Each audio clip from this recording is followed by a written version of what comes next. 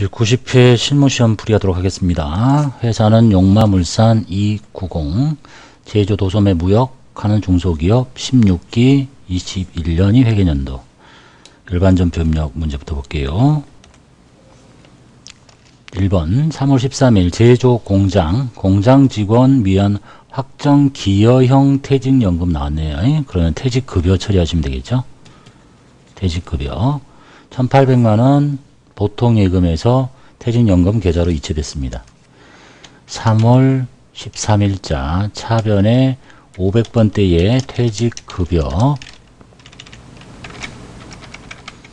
금액은 1,800, 대변에 보통예금에서 나갔네요.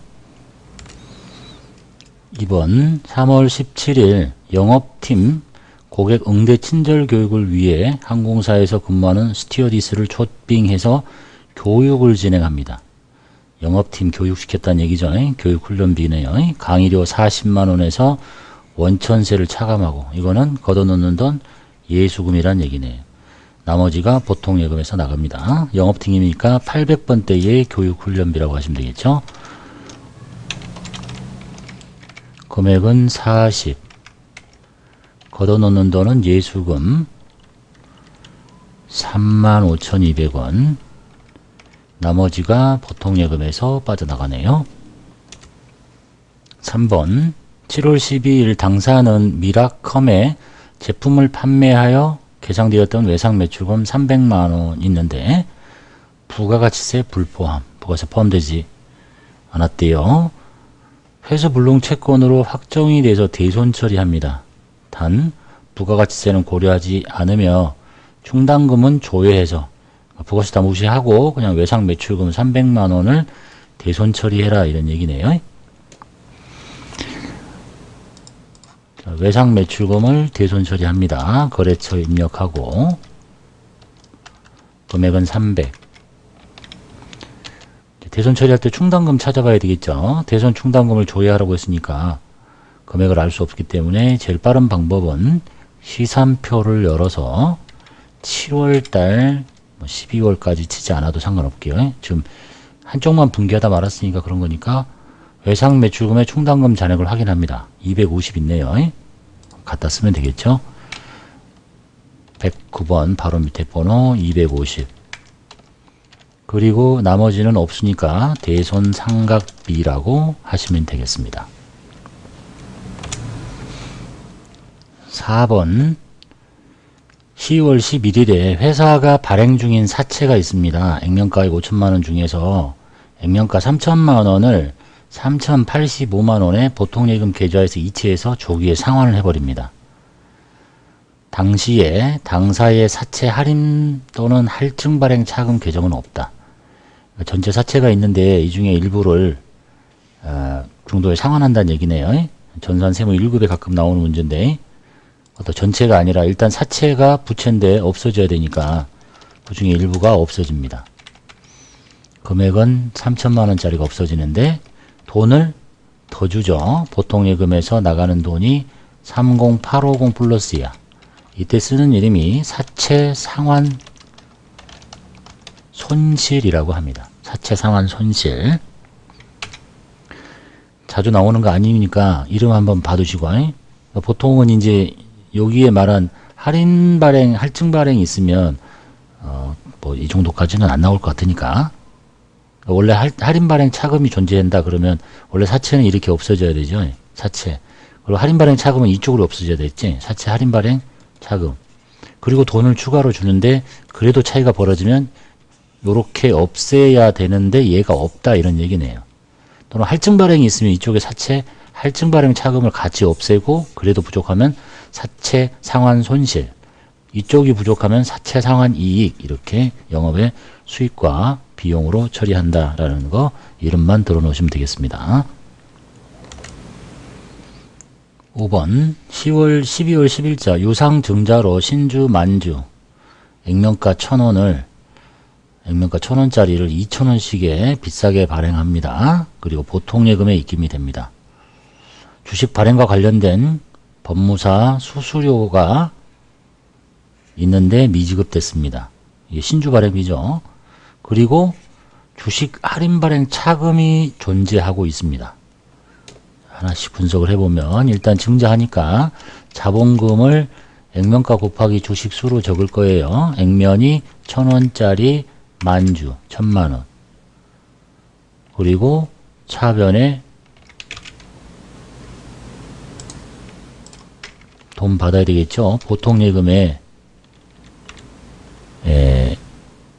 2,000원씩 2,000원씩 만주니까 2,000만원 들어오고, 그리고 수수료를 주면은 대변에 수수료를 뭐 현금으로 줬다 이렇게 수수료 비용 처리하자니 돈을 바로 빼내면 될 텐데 못 줬대요. 그래서 미지급금이라고 하시고, 거래처 법무사 뭐 통장에서 나갔으면 통장을 빼면 되는데 못 줬다니까 이렇게 처리하고, 그리고 나서 이제 양쪽을 채워야 되겠죠. 플러스 났어요. 차변이 커요. 차변이 크지. 대변에 생길 수 있는 게 주식 발행 초과금이야. 그런데 주식 할인 발행 차금이 남아 있어요. 그러면 일단 주식 할인 발행 차금을 먼저 없앱니다. 50.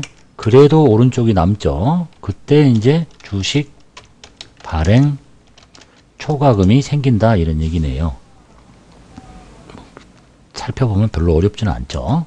그러니까 액면 먼저 적고 없애주고, 아니 증가시키고 돈 받는데 신주 발행비인 이 법무사 수수료가 빠지고 들어오면 바로 빼고, 바로 별도로 나가면 되는데 못 줬잖아. 그래서 미지급금이라고 해놓는다는 것만 좀 그전에 보지 못했던 문제들하고만 차이가 좀 있네요. 그리고 곧바로 주식 발행 초과금이 생기면 좋겠는데 할인 발행 차금이 존재하니까 먼저 상계하고 그 다음에 나머지가 주식 발행 초과금이 된다라는 문제였습니다.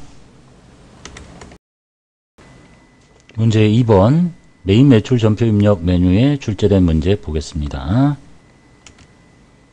1번 7월 10일 다음과 같이 원재료를 매입합니다. 그리고 대금 중에 절반은 보통 예금이고 나머지는 다음 달 말 외상이란 얘기네요. 그리고 전자 세금 계산서를 받아왔고, 내용 보니까 공급가액 세액 다 있죠. 그러면 유형 51번을 사용하시면 되겠네요. 품목 쓰시고요. DN 24 K42 수량 5천, 단가 5천만원, 거래처가 필풀이, 전자 찍고, 결제가 아까 두 가지였죠. 혼합 눌러서 돈 줍니다. 50%는 절반이 보통 예금에서 나갔다니까 이 5,500의 절반 2,750. 그 다음에 나머지는 다음 달 말에 상거래죠. 외상 매입금이라고 하시면 되겠네요. 2번 7월 20일 두산기공에 2월 5일에 구입한 기계장치에 하자가 있어서 반품하고 수정전자세금 계산서를 발급받았습니다. 마이너스 세금에서 받았네요. 대금은 전액 미지급금과 상계하겠다. 매입 샀을 때 이거니까 반품도 요 번호 그대로 써서 숫자만 음수로 입력하시면 되겠네요. 기계장치 마이너스 2천만원에 200, 거래처 전자 찍고 결제는 혼합 눌러서 차변에 들어왔던 기계장치가 없어져야 되겠죠. 대변으로 빼는 게 아니라 마이너스 기계장치 차변에 대변에 미지급금과 상계하겠대. 그러니까 부채가 같이 줄어드는 거예요. 분기가 좀 특이하긴 하지만 유형 이 프로그램 구조사 그렇게 밖에 될 수 없으니까, 그러니까 기계가 들어올 때 왼쪽이었는데 왼쪽이 차변이죠. 차변의 음수, 그러니까 기계가 사라진 거야. 그 다음에 미지급금이라는 부채가 있었는데 그 부채는 원래 오른쪽에 생기는데 음수니까 부채도 같이 날아간 거야. 이렇게 해석하시면 되겠네요. 3번 8월 3일 한국에 부가가치세가 면제되는 제품을 200만원에 판매합니다. 면세라는 얘기네요. 그리고 전자 계산서 발급했으니까 13번 면세를 쓰시면 되겠네요. 유형 13번. 품목은 제품. 금액은 200. 거래처 걸고. 전자 찍고. 판매 대금이 10월 16일에 통장에 들어올 예정이니까 외상이란 얘기잖아요. 제품인데 그러니까 상거래니까 외상 매출금 처리하시면 되겠네요. 4번 9월 9일 수출업체인 영스타에 구매 확인서에 의해서 제품을 판매하고 영세율 전자세액 발급 12번 쓰시면 되겠죠.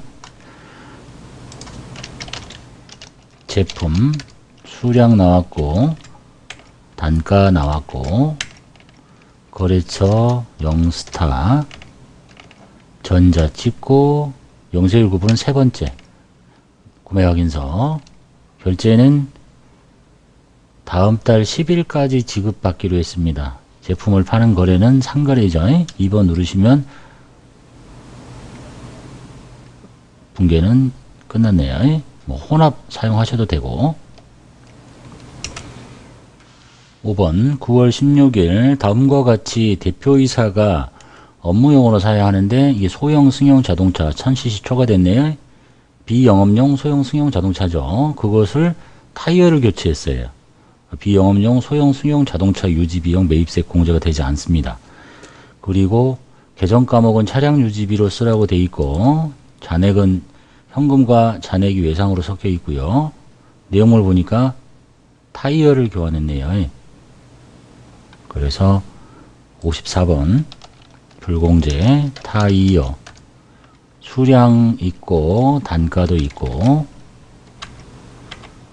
거래처는 이영 타이어 전자 찍고 불공제 사유는 비영업용 소형 승용 자동차의 유지비용 3번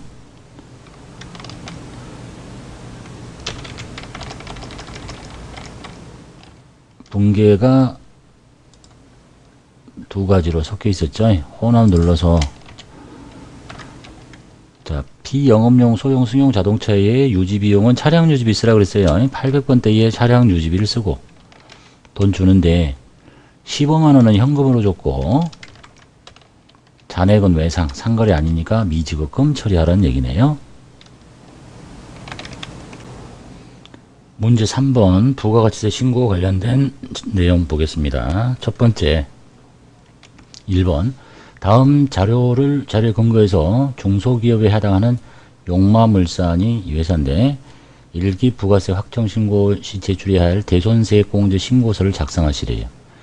해당 메뉴 열어서 안되는 거 제거시키고 입력하시면 되겠죠. 20년 7월 31일 날 거래를 했고 부도가 20년 10월 31일 날 부도가 발생했습니다. 그날로부터 이제 6개월 이상이 지나야 되니까 11, 12, 1, 2, 3, 4월 말 그래서 5월 1일에 대손이 확정이 됩니다. 요건이. 그러니까 1기 확정 때 4, 5, 6에 신고할 수 있다는 얘기겠죠.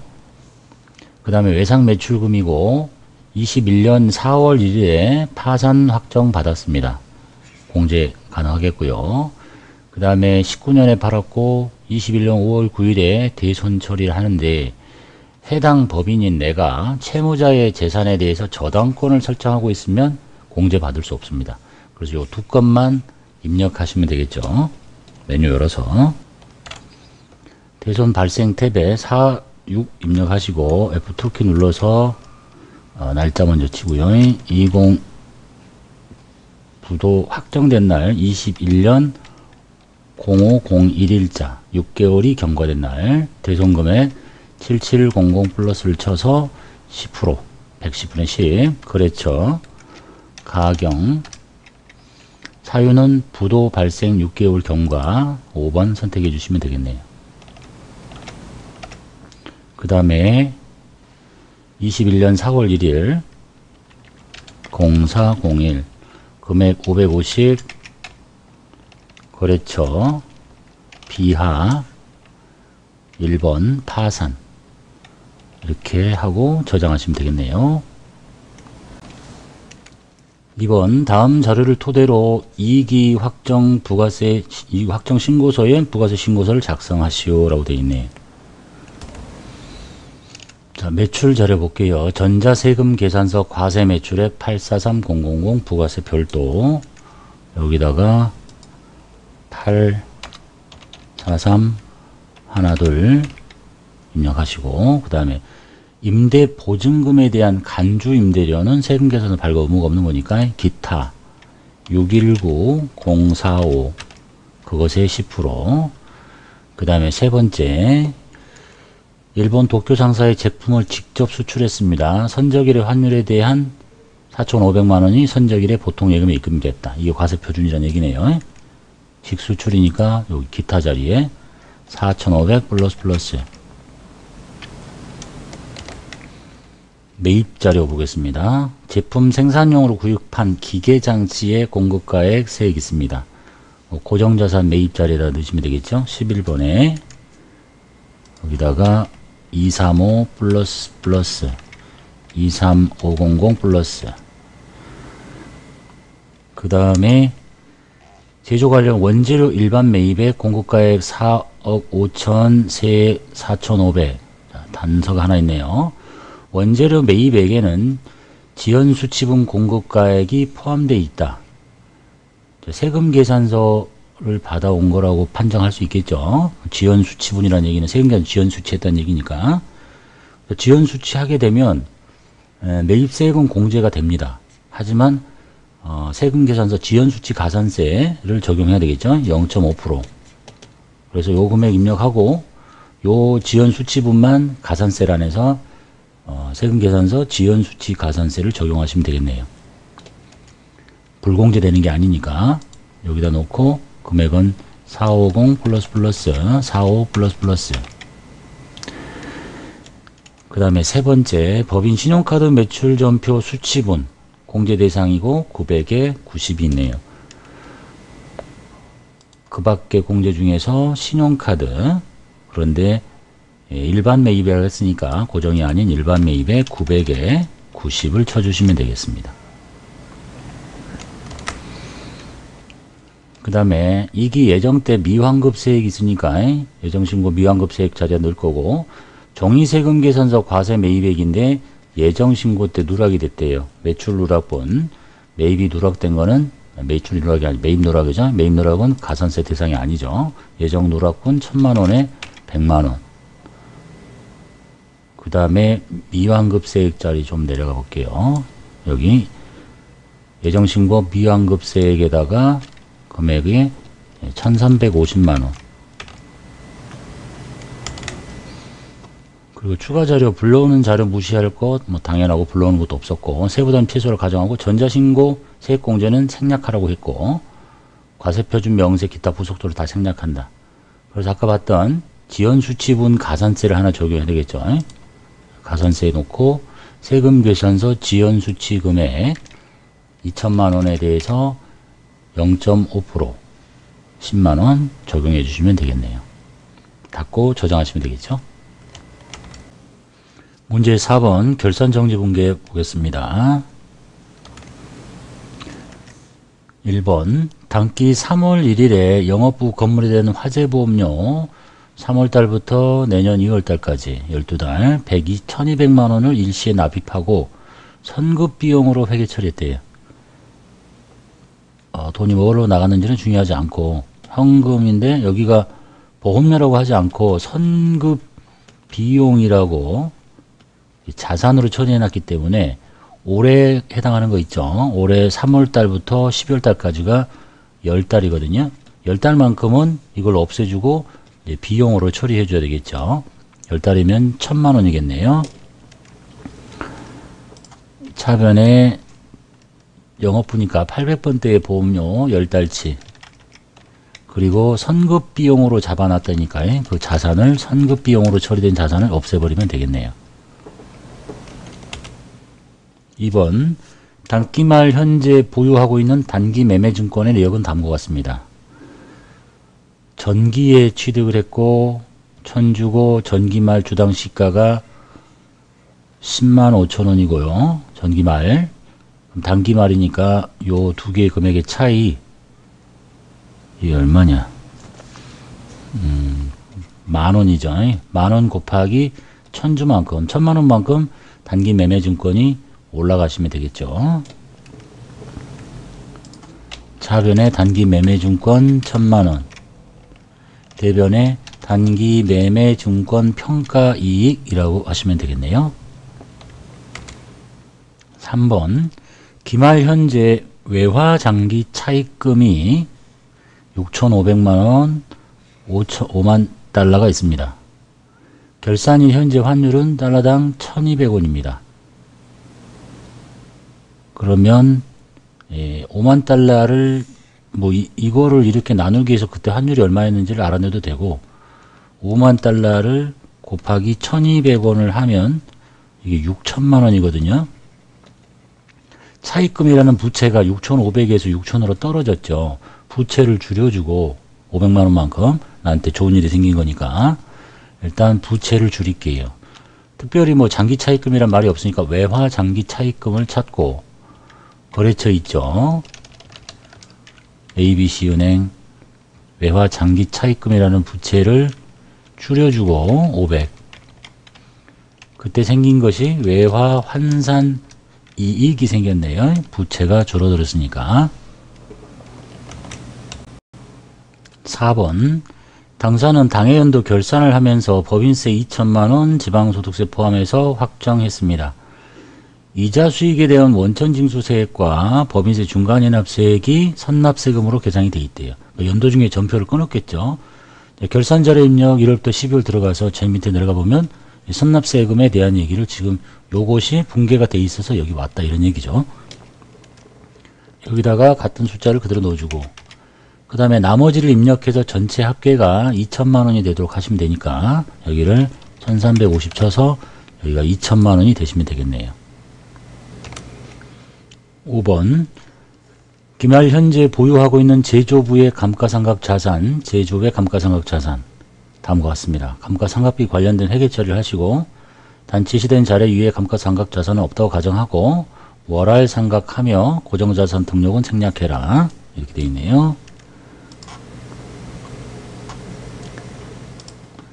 기계장치를 단기 9월 1일에 취득했습니다. 취득원가 3천만원짜리 정률법 쓸 거고 정률 알려줬습니다. 그럼 3천만원 곱하기 0.451 이렇게 하면 이게 1년치니까 곱하기 12개월 분의 90, 11, 12 올해 4달 갖고 있었죠. 이렇게 계산해서 4510000을 만든 다음에 그거를 제조경비에 여기 있죠. 제품 매출원가에 기계장치에다가 4510 플러스 넣어주고 다 하신 거죠. 그 다음에 전표 추가 하시면 되겠네요. 문제 5번 원천징수 연말정산 문제 보겠습니다. 1번 다음 자료를 보고 거주자인 사무직 사원 박민혜 여성이네요. 입사일자 8월 1일자로 사원 107번으로 사원 등록하시고 박민혜의 부양가족을 모두 부양가족 명세에 등록한 후에 세부담 최소화되도록 공제 여부를 입력하시오. 본인은 및 부양가족의 소득은 다음의 소득이 전부고, 이제 여기 제시된 자료. 주민등록 번호는 혹시 빨간불 들어오더라도 정확한 걸로 가정하겠다. 단, 기본공제 대상자가 아닌 경우에는 당연히 부로 표시하겠죠. 사원 등록 메뉴에 들어가셔서 107번으로 박민혜 그 다음에 주민번호가 76100325497556 입사일자 2021 8월 1일자. 자, 여기서 빨간불 들었네요. 76100325497556 그냥 가정하겠다고 했으니까 맞는 걸로 이제 일단 등록하시고 부양가족에 들어가셔서 본인 박민혜를 뺀 나머지 사람들을 일단 한 명씩 체크할 게 아니라 일단 입력해야 되는 사람들 쭉 내려서 입력하고 나서 마무리로 이제 체크 다 하도록 할게요. 첫 번째가 배우자가 있습니다. F2키 눌러서 연말정산 관계 배우자 이름 치고, 그 다음에 주민등록번호 80112016345666 일단 건너뛰고 나중에 한꺼번에 하도록 합시다. 본인의 아버지 소득자의 직계 존속 박노현 주민등록번호 일단 건너뛰고, 그 다음에 딸 직계 비속 030505418645 건너뛰고, 김예찬 061214 뭐야 06121431435578 건너뛰고, 그 다음에 오빠 형제자매 박민호 74011215497222. 자, 이제 여기까지 해놓고 체크하시면 되겠죠.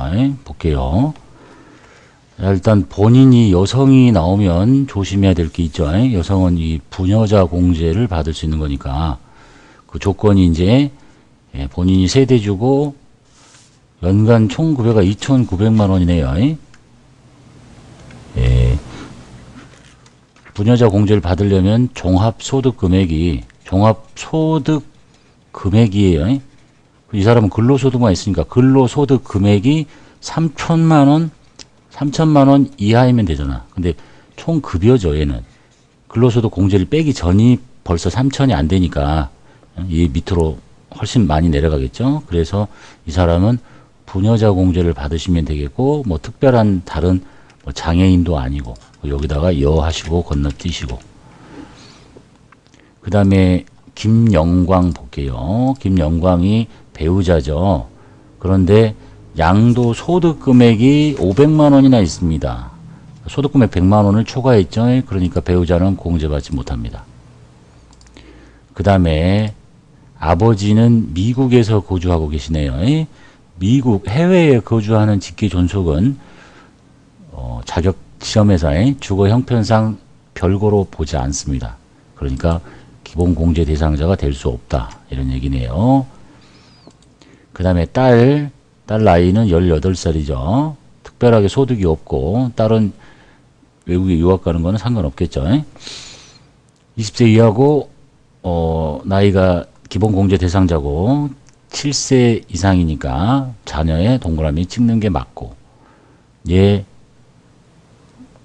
15살짜리 20세 이하의 자녀 찍힌 거 맞고, 그 다음에 오빠 퇴직 소득 금액은 100만 원을 초과하지 않았으니까 괜찮은데 이 사람의 나이가 47세예요. 그래서 나이 제한으로 안 되겠죠. 많으려면 60세 이상이어야 되겠고 작으려면 20세 이하여야 되니까, 그래서 이 사람 나이 제한으로 안 된다. 정리하면 본인은 여성으로서 연간 소득금액, 즉 종합소득금액이 3천만 원 이하이니까 부녀자 공제 가능. 그 다음에 배우자는 소득금액 제한으로 안 된다. 아버지는 외국에 거주하시니까 부양가족이 아니다. 나머지 상관없고 이 사람은 나이 제한으로 안 된다. 이렇게 표시해놓고 입력하시면 되겠죠. 닫고 저장하시면 되겠네요. 2번 다음은 강호성의 연말정산 자료입니다. 다음 자료를 이용해서 연말정산 추가 입력 자료 입력 메뉴에 월세, 그다음에 연말정산 입력 탭을 입력하시래요. 자료를 쭉 보도록 할게요. 그다음에 부양가족의 인적사항 나와 있네요. 이걸 판단하실 때 이제 나이 제한 보시고 소득금액 제한 보고 이렇게 하라는 얘기죠. 자, 아버지는 소득금액 제한에 걸렸네요. 이런 걸로 필요 없고 장애인이고 소득 없고 처남은 나이 제한에 걸렸고 이걸로 지금 판단하라는 얘기입니다. 일단 내용물 중에서 월세를 먼저 보겠습니다. 공제 대상인지만 판단하시면 되겠죠. 이 사람이 뭐 특별하게 총급여가 6천만 원이고 무주택 세대주이니까 월세 공제 받을 수 있다 이런 얘기네요. 그럼 들어가서 사원 1010 치고 여기다가 김광일 사업자 등록번호가 있네요. 아니지. 사업자 등록번호 747-46-01155. 유형은 아파트. 아파트는 5번. 면적은 84. 서울시 금천구 99.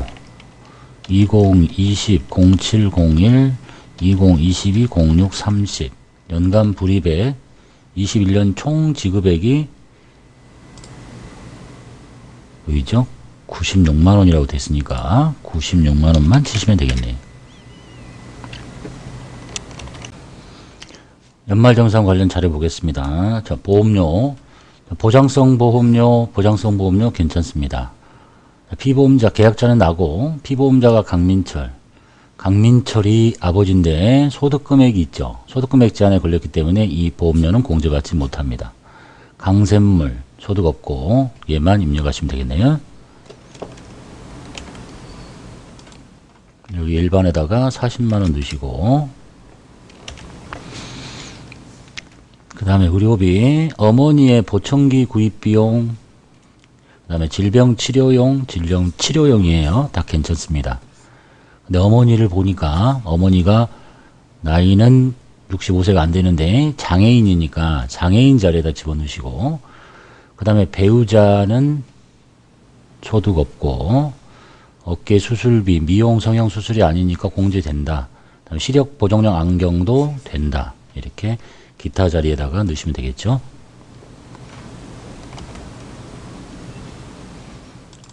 의료비 장애인 자리에다가 150, 그 다음에 그 밖에 130 확인하시고 그 다음에 교육비 볼게요. 처남 대학교, 처남은 21살이고 소득은 없는데 교육비는 나이 제한이 없으니까 공제 가능하고, 자녀 강지희 11살짜리 현장 체험 학습비 60만원, 현장 체험 학습비는 학생 한 명당 30만원까지만, 그 다음에 방과후 학기 합쳐서 60, 그 다음에 강샘물 취약전 아동이네요. 유치원 수업료 공제되고 미술학원 수업료 공제되고 200 456 70 입력하시면 되겠죠. 취약전 아동 270 확인, 그 다음에 초중고 60 확인, 그 다음에 대학생 400 확인, 그 다음에 기부금, 본인의 정치적인 기부금 20만원은 위에 10만원 아래 10 나머지 금액, 그 다음에 국군 장병 위문금품은 법정 기부금인데 처남의 내용을 보면 나이가 걸렸고 소득은 없는데 기부금은 소득금액 제한만 있고 나이 제한이 없으니까 이것도 법정 기부금에다 집어넣으시면 되겠죠. 법정 당해 기부금 자리에다가 50만원 넣고, 그 다음에 정치자금 기부금 10만원까지만 치고 초과되는 금액 따로 치고 확인하시고, 그 다음에 신용카드 2,500만원인데 전통시장이 40, 대중교통이 60, 40, 60 따로 치고 회사 경비가 포함됐으니까 저거 줄여야 되겠죠. 그러면 신용카드는 2,500에서 40, 60을 빼고 100을 빼고 마이너스 100에다가 200을 맞아 뺀 300, 그러면 신용카드는 2,200만원이라는 걸 알 수 있습니다. 그 다음에 현금 영수증 썼고 중고자동차를 1,000만 원을 사왔어요. 중고자동차를 구입할 때 현금 영수증 쓰면 구입 금액의 10%만큼만 사용 금액에 포함됩니다. 그러니까 현금 영수증은 100만 원이란 얘기고, 미술학원 수업료 30만 원, 교육비 지출액인데 이 취약자나 등의 사설학원은 신용카드하고 중고금제 되니까 132 현금 영수증이라는 얘기네요. 그리고 전통, 대중 이렇게 입력하시면 되겠죠. 신용카드 여기가 2200, 현금 영수증 130, 전통시장 40, 대중교통 60 확인. 받습니다.